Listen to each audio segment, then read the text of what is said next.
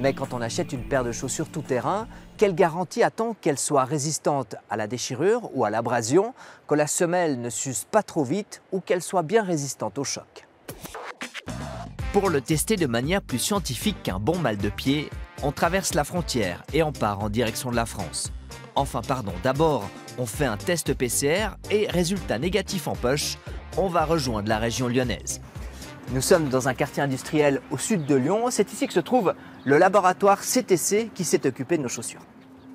Ce laboratoire est spécialisé dans les tests physico-mécaniques, biomécaniques et chimiques pour des vêtements, des gants et naturellement des chaussures.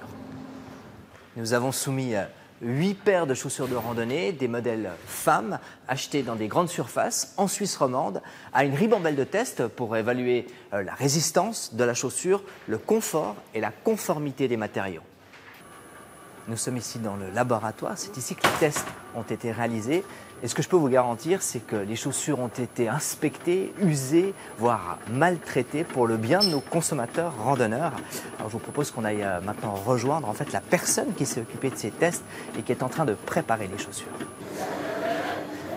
Monsieur Eric Serratrice, bonjour. Bonjour. Alors vous êtes technicien laboratoire ici au CTC. C'est ça. On a 8 paires de chaussures, 9 tests, on ne va pas tous les détailler. D'accord. Mais il y a la souplesse, il y a la résistance, il y a l'abrasion. Donc là, vous allez tester et l'intérieur et l'extérieur des chaussures. C'est ça. On va tester, alors par exemple, je vais prendre ce modèle-là pour la déchirure de la tige. Donc je vais prélever une partie de ce qu'on appelle la tige de la chaussure et à l'aide d'emporte-pièce sur une presse découpée. On va prendre les parties que on verra après sur dynamomètre qu'on va venir déchirer, mesurer la force de déchirure.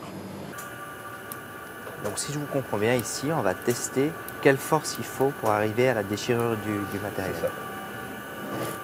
Vous avez des grosses variations de force selon les modèles?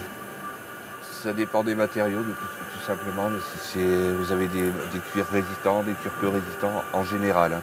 Pareil pour des textiles, vous prenez un textile du style Kevlar, il sera beaucoup plus dur à déchirer qu'un coton de t-shirt basique. Voilà. On passe à présent au deuxième test, l'abrasion des semelles. Le troisième test, C'est la souplesse longitudinale de votre chaussure, c'est-à-dire la force qu'il va falloir au moment quand vous marchez pour qu'elle se plie comme ça.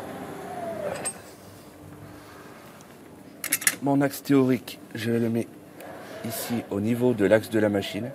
Voilà. Et là, vous avez d'afficher la force que la chaussure est en train d'imprimer. Et c'est cette force-là que je vais relever, je vais vous donner la force. Donc là, je suis en décanewton. Et donc là, dernier test qu'on va voir ce matin, c'est la résistance à la flexion d'une semelle, avec une pré-entaille dans le semellage en fait. Donc vous allez entailler la semelle. Alors je vais déjà la prélever. Oui. Je vais chercher donc l'axe de flexion, la monter sur une machine spécifique. Et avec un couteau prédéfini, donc on sait qu'il mesure 2 mm de largeur, je vais faire une pré-entaille. Là, c'est la grosse charcuterie alors. Ah oui, oui, mais en général, quand je passe sur une chaussure, il ne reste pas grand-chose à la sortie. Voir des petits copeaux, voir des fois, vraiment rien. En extension. Donc là, je vais mettre ma chaussure, donc l'axe théorique de flexion que j'ai retrouvé. Je vais le mettre au niveau de mes rouleaux, là, au niveau de l'axe du rouleau. Et là, on va la lancer 30 000 cycles. Donc 30 000 cycles, ça correspond à peu près à 30 000 pas. Voilà. En exagérant le trait, parce que là, on va fait fléchir quand même de 90 degrés. Sachant que votre pied, vous ne le pliez jamais à angle droit. On ne se rend pas finalement compte qu'il y a énormément d'opérations pour simplement tester une chaussure de randonnée. C'est ça, une chaussure, c'est déjà une chose qui est très complexe en soi, c'est un objet complexe. Pourquoi vous dites qu'une chaussure c'est complexe? C'est tout un ensemble de matériaux qui peuvent être totalement différents, que ce soit un caoutchouc pour une semelle, avec la couche de polyuréthane pour le confort, la tige qui peut être en cuir, en textile, en une seule pièce, en plusieurs pièces. On a testé 8 modèles, mais féminins. On n'a pas testé de modèle masculin. Pourquoi? Qu'on prenne un modèle féminin ou masculin, la résistance sur le même modèle sera identique. Est-ce qu'il y a un test pour vous qui est plus important qu'un autre? Non, pour moi, tous les tests se valent pour donner une qualité à la chaussure, en fait. Pour moi, c'est l'ensemble des tests qui donnent la qualité de la chaussure et pas spécifiquement un test par rapport à d'autres.